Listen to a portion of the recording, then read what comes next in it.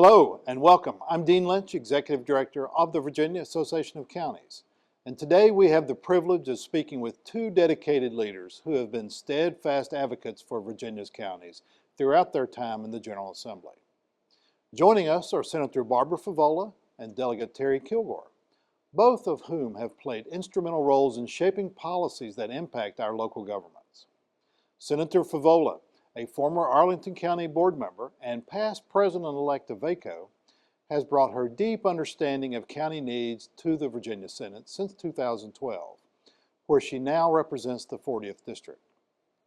Delegate Kilgore, who has served in the House of Delegates since 1994 and is second in seniority, represents the 45th District, which includes Lee, Scott, Wise, and Dickinson counties. As we sit down on the eve of the 2025 Reconvened Session, we'll be discussing some of the most pressing issues for counties that were debated during this year's General Assembly. Senator Favola, Delegate Kilgore, thank you both for being here and for your continued commitment to Virginia's local governments.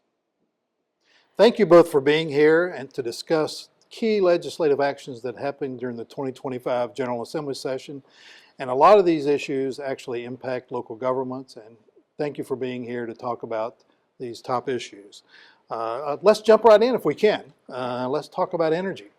There were several actions that happened during the session dealing with energy, everything from solar to grid development, things like that. Can you weigh in a little bit on some of those things that were discussed? And what is the impact that you think we're going to see for local government going forward? You want Senator me to start? Favola? Okay. The solar opportunities were widely discussed, I would say, in the General Assembly this past session. And certainly getting to a larger renewable portfolio is very much a priority of the state. In fact, we want to have a clean grid that's all electrically based by 2050. But to get there, we have to have more renewable energy sources, and solar seems to be the easiest way for localities to actually harness a renewable energy source. The debate, and I'm sure my colleague will be able to illuminate us more, but the debate seemed to be on whether we should facilitate that by requiring localities to actually plan for solar farms. So when applications came forward, they had a framework, they had already had a debate within the community, and they had perhaps a smoother pathway forward to actually approving a solar farm. And I know I've been out to farmlands. I made it a point to understand, what the issue was in the rural parts of the Commonwealth versus the urban parts. And some farmers actually said to me, having a portion of their farmland converted to a solar farm enabled them to keep their farm operating because it was a regular source of income. And they lobbied their Board of Supervisors to allow a solar farm on their farmland. But I do know that there's another view out there that that's counter to what I just described, and some folks feel that having solar farms on farmland is actually diverting land from a farming purpose. I get that. I would rather let the localities make that decision, but I want them to plan for it. And I want the urban jurisdictions to think creatively. Should we put solar, should they put solar farms on their high rises? Should they allocate part of their parking lots to solar? How can we do this in a creative way?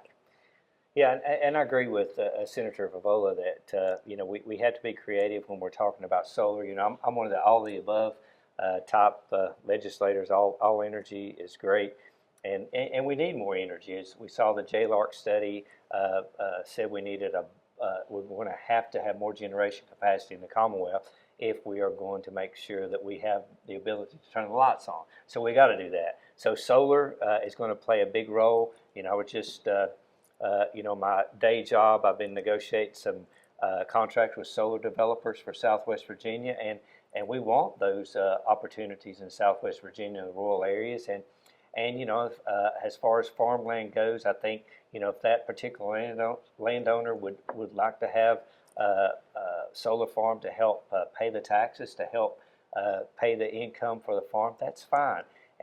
But we have to get the locality more involved. We have to make sure that we have a plan moving forward.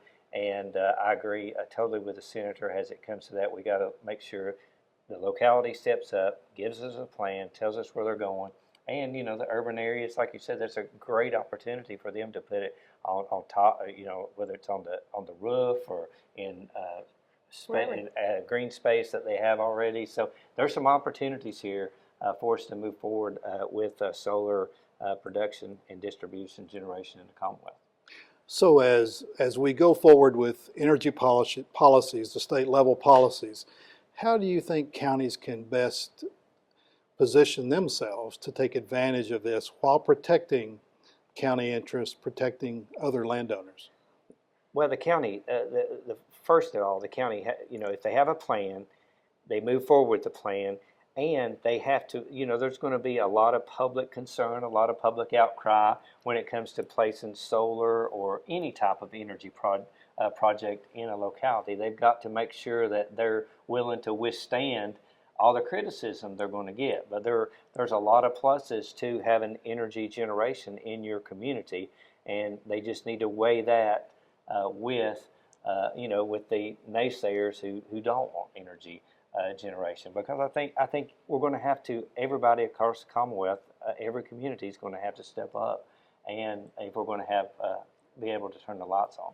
The most important thing localities can do is to be proactive and to actually plan for where these solar farms could be located. And that way the community does have a framework.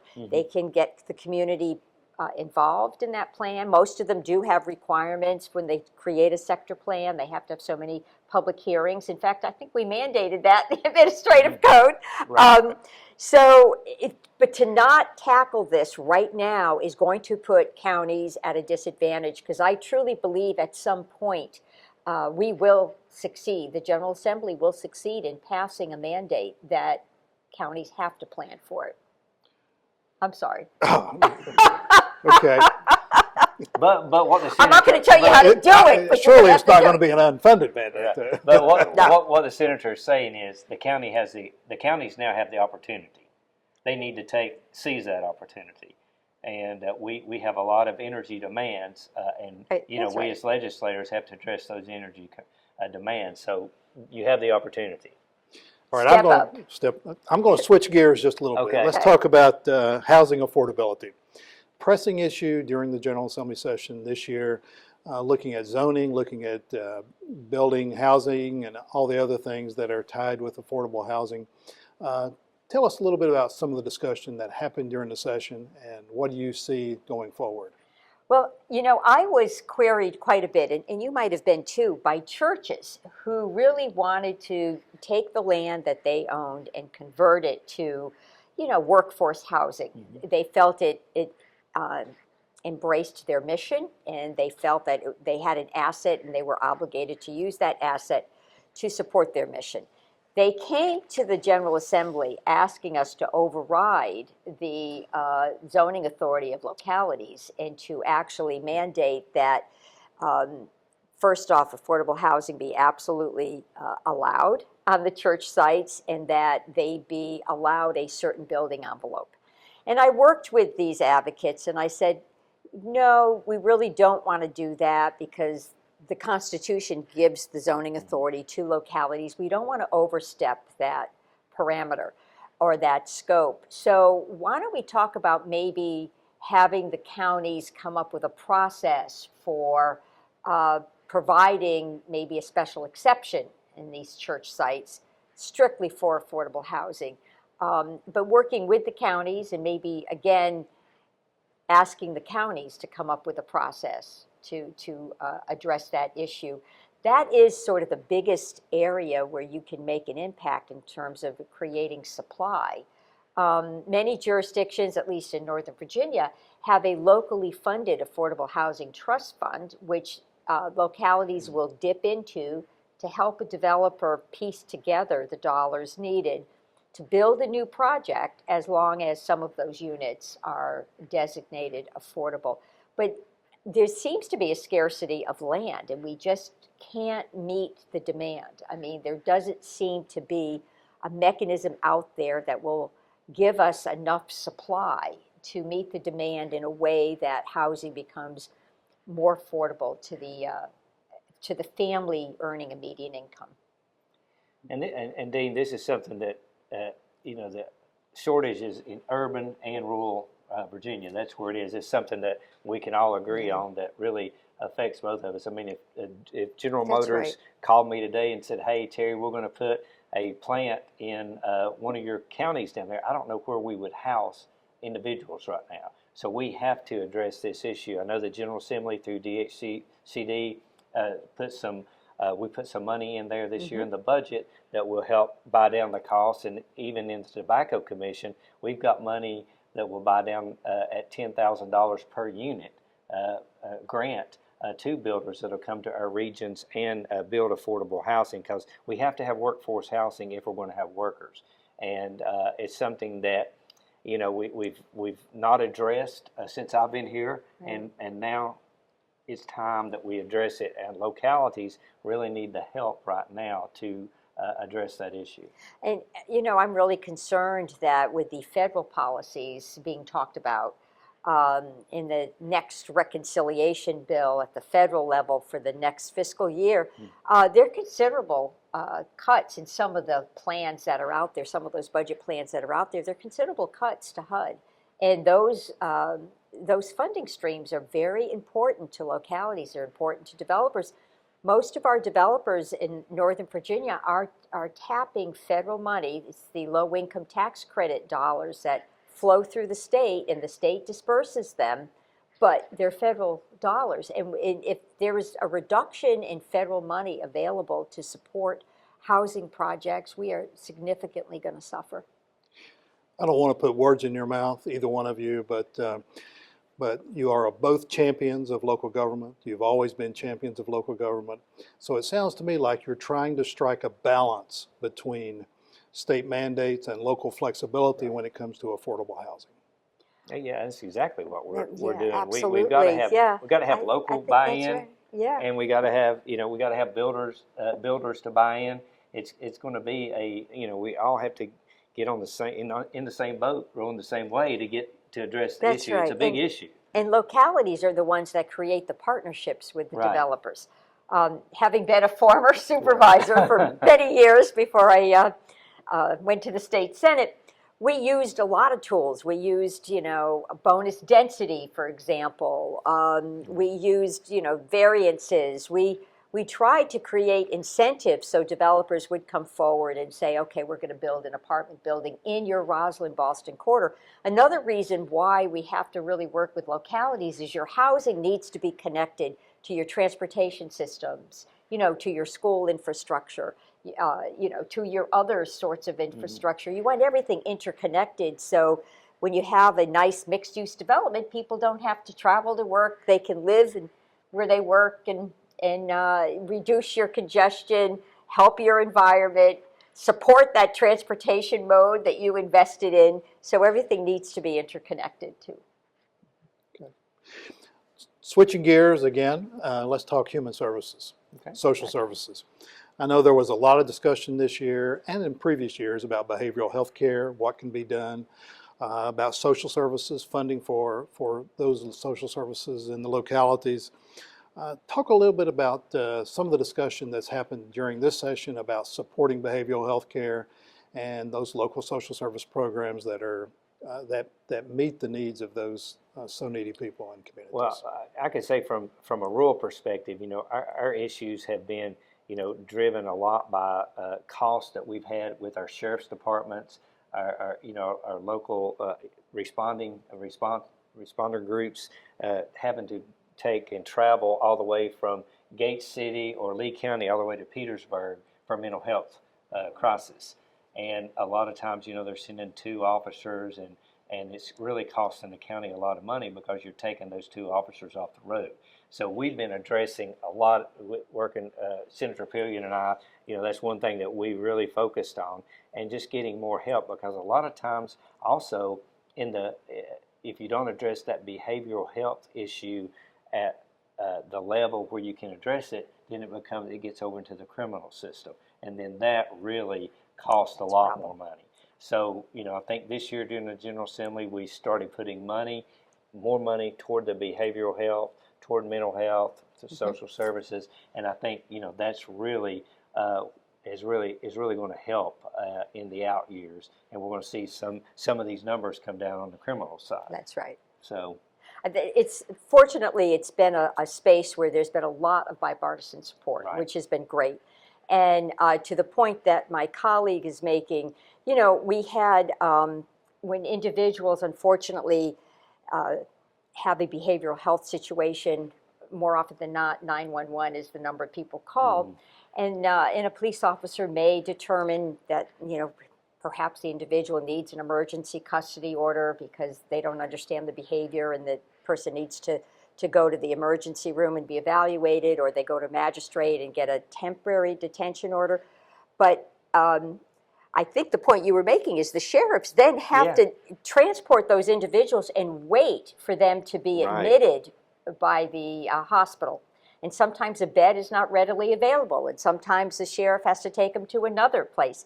So we said, that's not working. That's not good for the patient. It's not good for our police officers.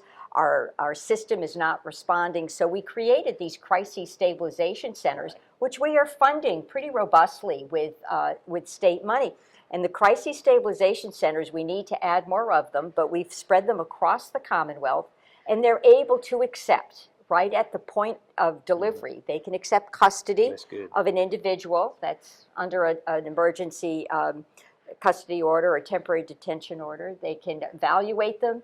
They have to have a certain number of psych beds so they can keep them for the 72 hours if needed, and then determine what the next steps are. It's been a huge help. And it's such a help that it's really serving as a good diversion.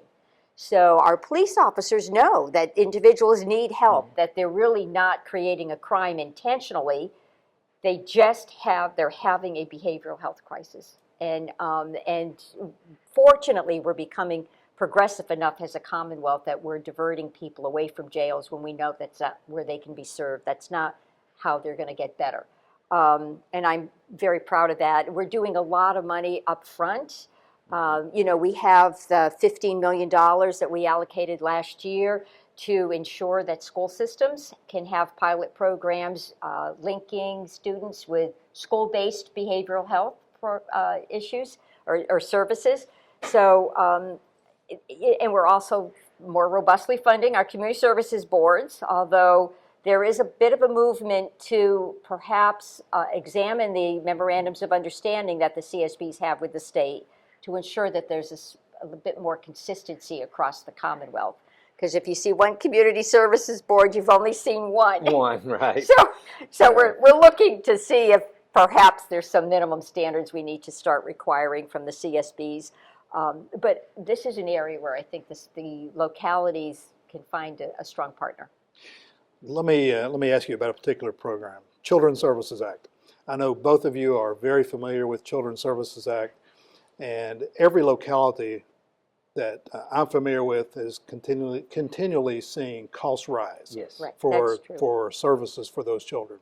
Yeah. The state, during the budget process, capped this program. Is a shared program with the state and localities. That's right. And during the budget process, the state kept their responsibility, while there was no cap put on localities. And the program is still theoretically a sum sufficient program for the localities.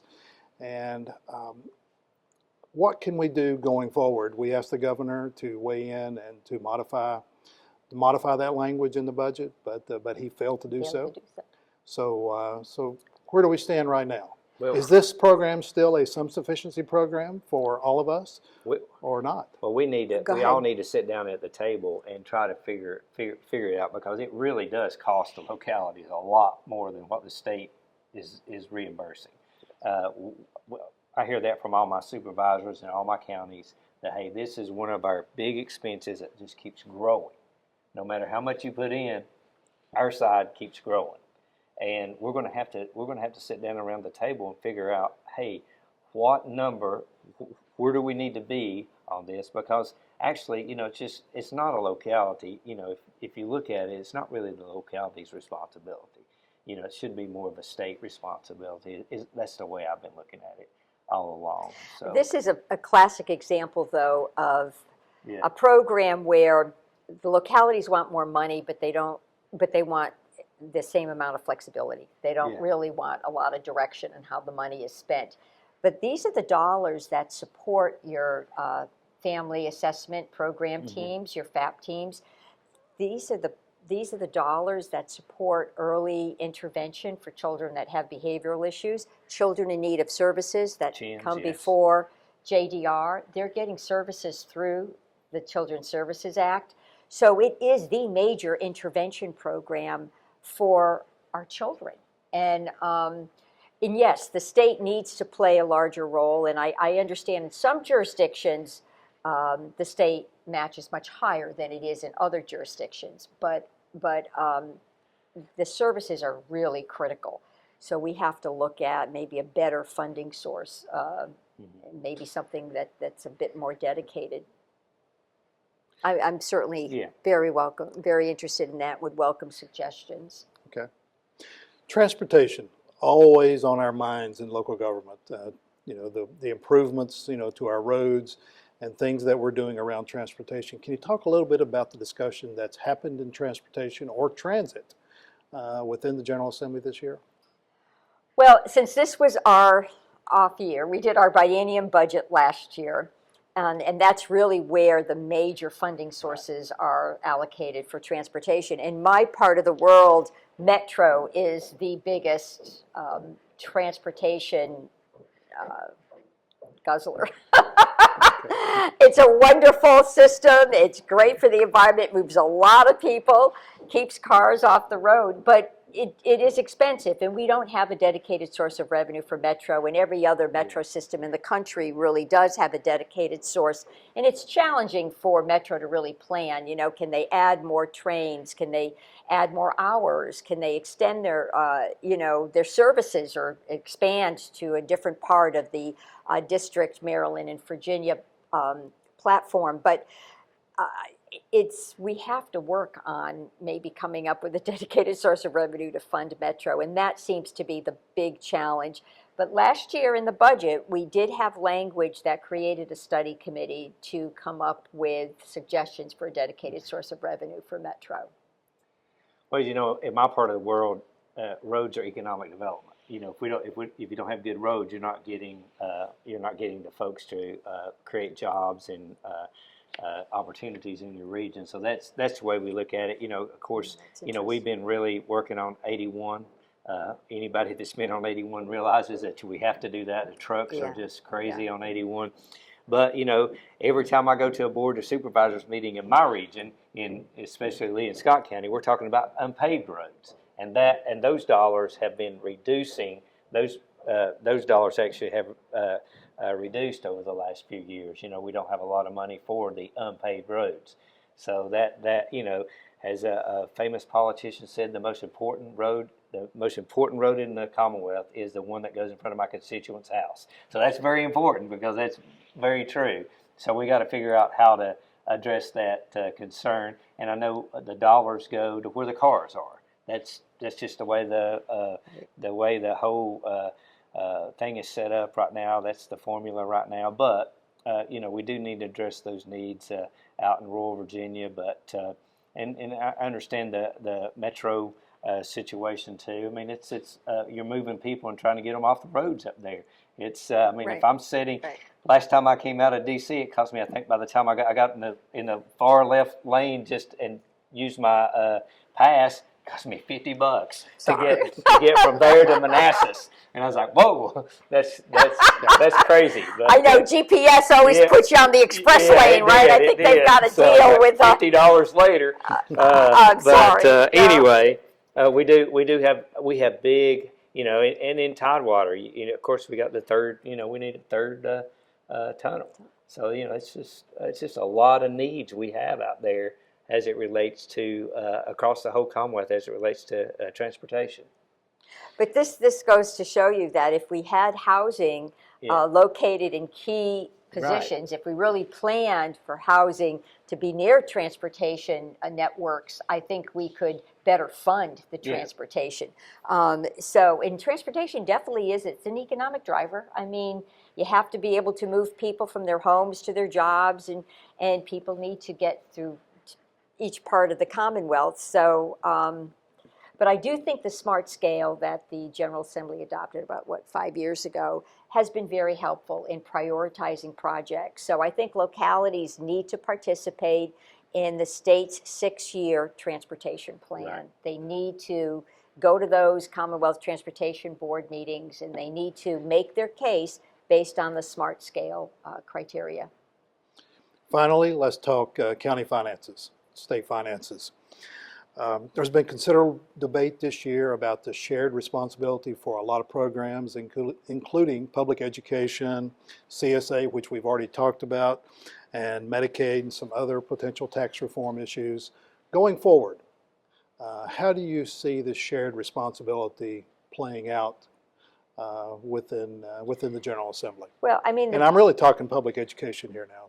you are, okay. And then I want to get to Medicaid, because Okay. that's a very big deal. Of course, we had a JLARC study done, and Virginia has moved up in its ranking, but it's the latest report I read, it's 41 out of 50 in terms of state dollars spent per pupil. So most of our education funding does come from the locality. And, that's got some disparities built in, and we have to start addressing that.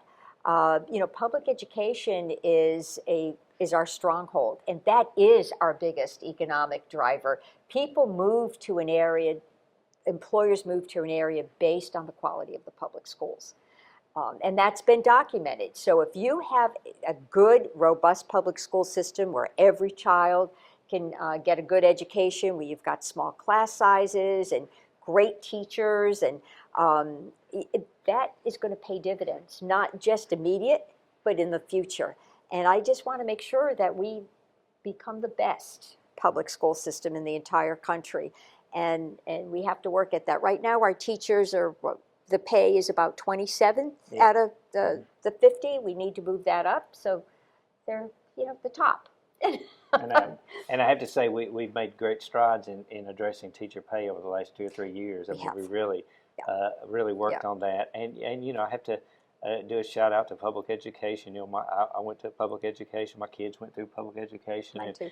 And in Southwest Virginia, opposite the composite index, if you look at the composite index, the state pays the majority of our public education dollars. Which comes from Northern Virginia, but I'm happy really, to help you out. They really do. But and that's great. But if you look at Region 7, the Southwest Virginia test scores, our test scores are, we're in the top 10 every year. So our counties are. And that's a testament to what public education is doing in our region, and how they're reaching out to folks and reaching children. But I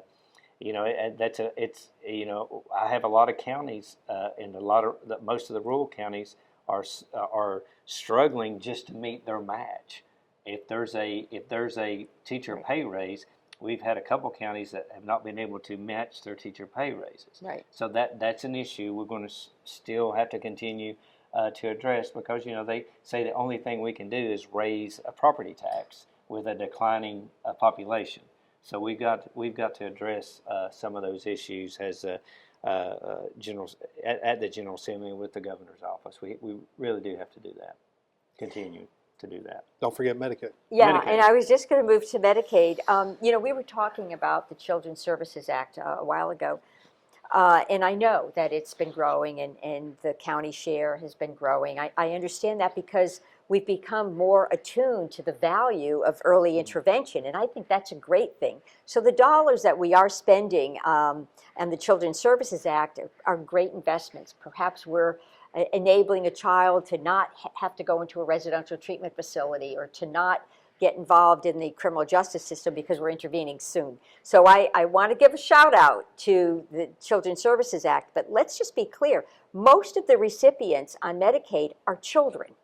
So if the federal government really cuts its match on Medicaid, or particularly Medicaid expansion, we're going to have a lot of children and, the lower income individuals who are working but not getting insurance through their employment. We're going to have them uninsured, and that will be incredibly difficult from a human standpoint, and certainly from an economic standpoint.